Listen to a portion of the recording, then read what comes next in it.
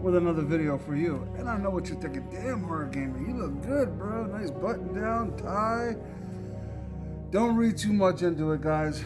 I'm a teller at a bank, and I'm required to wear this on a daily basis. So I know y'all are used to me wearing it because y'all are used to seeing me in muscle shirts and all kinds of other shit. But nah, this is everyday occurrence to me. So hope you enjoy it though. I try to look good a little bit. Shit. Nah, in all seriousness though. Today's video is going to be the review of The Grudge 2019. Now, before I get into this review, like always, your boy H0rr0rgam's video has spoilers all day, every day. So if you haven't seen the movie, pause it, go see it, and come back and let me know what you think in the comment section below. Don't forget to subscribe, hit the ding button there on the top so you're always informed when your boy H0rr0rgamer puts out a new video. Now, after this point, you've been warned, so last chance. All right, so we're getting right into it. So what I'm gonna say about the movie is don't buy into what the critics say. The movie wasn't terrible. It wasn't a fucking masterpiece either, but it wasn't terrible. Now, it wasn't as big of a letdown for me as the 2019 remake of Pet Sematary was. Did I say 2019 Grudge? I meant 2020 Grudge. Yeah, I'm sorry, 2020 Grudge. But it was a little disheartening, to say the least. So when I went into this movie, I was thinking it was going to be like the other ones with Kyoko, the main villain in the movie, and Toshio, the little boy. It wasn't that. Now, you do see Kyoko in the movie for like 3 seconds, because the movie starts in Japan, and a woman. Basically, this movie takes place around the same timeline as the other ones, but so it starts off in Japan in 2004. There's an American woman who is doing the care of the lady from the first one, and she enters the house. Well, it has her leaving the house, and she calls Yoko on the phone and tells her to get there. She's got to leave, and as she's doing that, she's standing outside. Kyoko comes up behind her and does the and then like scares her, and then she goes to Pennsylvania where she lives. And that's it for the original story. What they did in this one that I really didn't like was they kind of Americanized it. So apparently the woman who Kyoko was tormenting in Japan, who came back to Pennsylvania, ended up going crazy and killing her family and then ultimately killing herself. So she ends up becoming the villain. She carries on the curse in Pennsylvania, something like that. You know, in her house, if you move into her house, her grudge will get a hold of you. It wasn't as scary as the originals. Like, they did the whole different timelines like they did in the original ones, where it was one from one part and another. They followed 3 different stories, basically, and each of them were taking place in different parts of time. So, like, one was John Chow. He was a realtor with his wife who was pregnant, and they find out that the baby's going to have some kind of birth defect, a real bad one, and they're deciding on what to do. Yet they're in the process of selling this house to the woman from the actual woman from The Grudge, who becomes the new Grudge, basically. And he goes and he steps foot in, he locks onto her. She locks onto him and ends up ultimately making him kill his wife and killing himself. Another one is the woman from the Insidious movies. She plays this like woman who's losing her mind, and her husband hires this death consultant to help her in assisted suicide. And they all go into the house while they're taken over by the curse. and the curse ends up making her, the woman from the Insidious series, kill her husband because he's trying to kill her. And she keeps seeing this little girl, which was the little girl who died, who was the woman's daughter. And then the main plot of the story, it seems like, is the female cop who just lost her husband, who moves to a new area with her son to kind of like get a fresh start.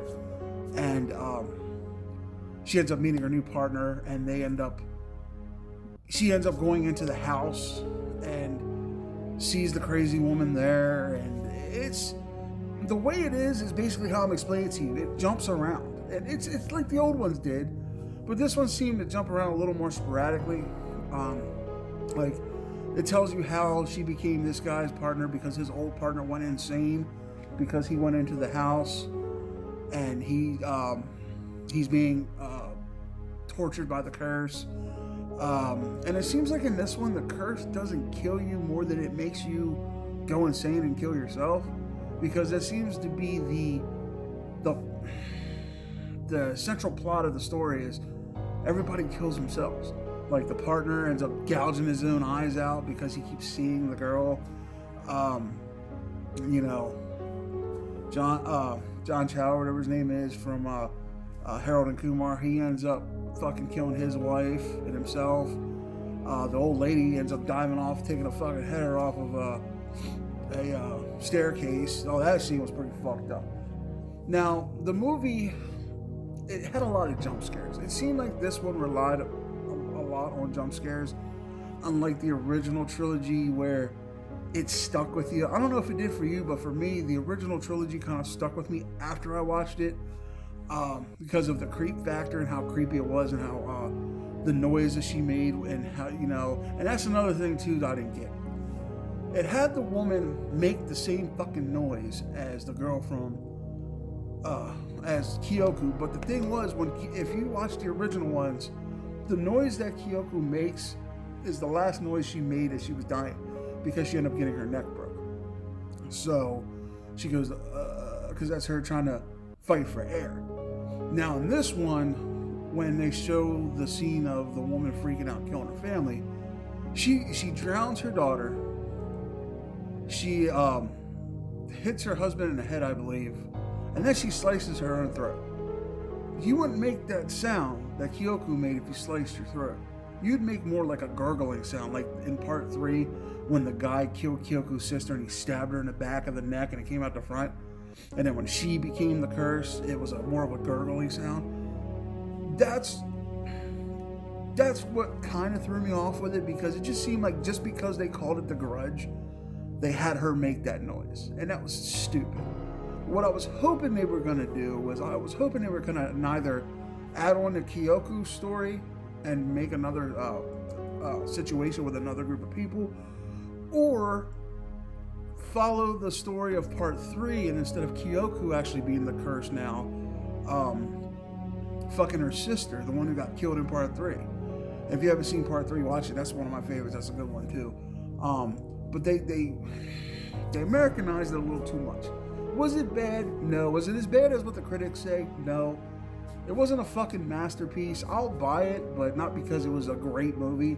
I'll mainly buy it because I own all the other ones, and it's part of the collection. But as for being a great movie, no, it wasn't a terrible movie. I mean, I would say don't go see it. I would say if that's something you're into, definitely go see it. If you're a fan of the franchise, like I am, you'll enjoy it in theaters. But if you're just a casual horror fan, I'd wait till it comes out on Blu-ray or DVD, or if somebody lets you borrow it.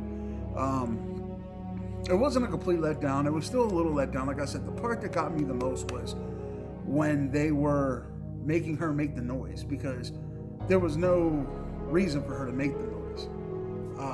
It should have been something different. They just had her make the noise because, oh, hey, it's the Grudge. The girl from the Grudge makes the noise. We're going to have this girl make the noise without any kind of explanation. It's just a noise that's inherited by the Grudge. I don't know.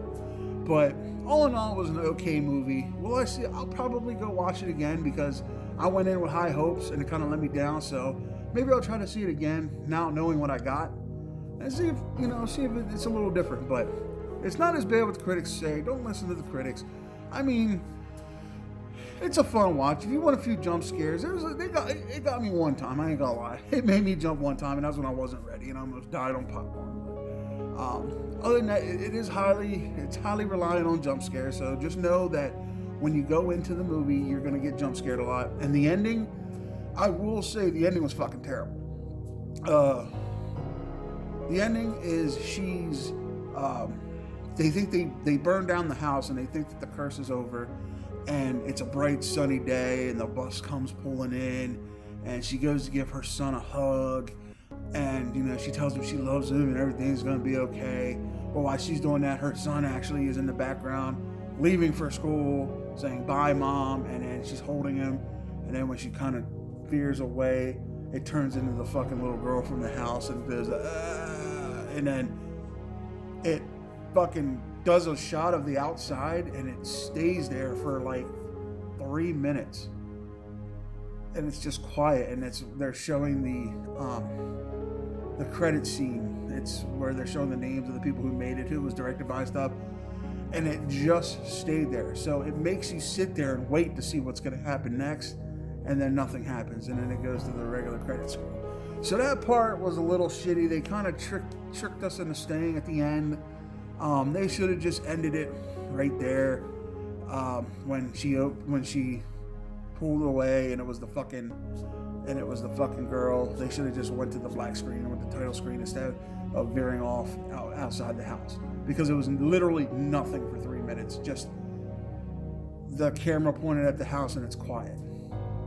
That was it. Sorry about that. It's a truck. But other than that and the noises she made, the movie was a bit. So with all that being said, H0rr0rr, that was my review of The Grudge 2020. If I'd have to give it a rating, I'd give it a 7 out of 10.